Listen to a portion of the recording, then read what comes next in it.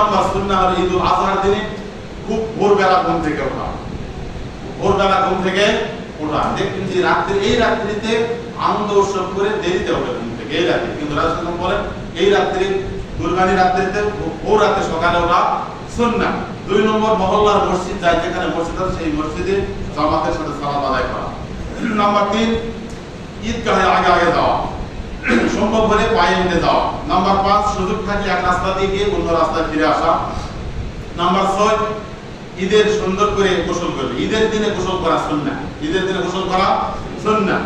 Number 7 সুগন্ধি ব্যবহার করবে সাধ্য মতে, যার যে সাধ্য মতে আদর্শ আমরা কিনতে পেরেছি বা কিনবো সেটা অনুপাতে আমরা ব্যবহার করবো।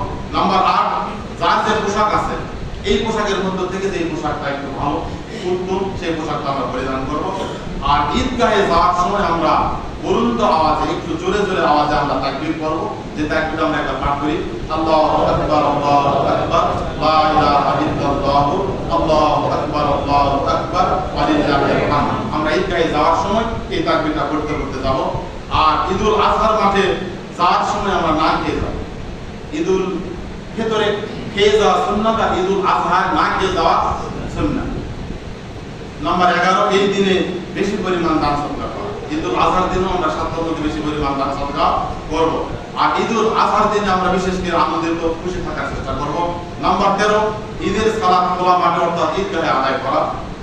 এগুলো আমরা ঈদুল আজহার সুন্নাহ, এই সুন্নাহগুলো মোতাবেক আমরা যেন আগামীকাল ঈদুল আজহা পালন করতে পারি। আল্লাহ পাক সকলকে তৌফিক দান করুন। সকলেই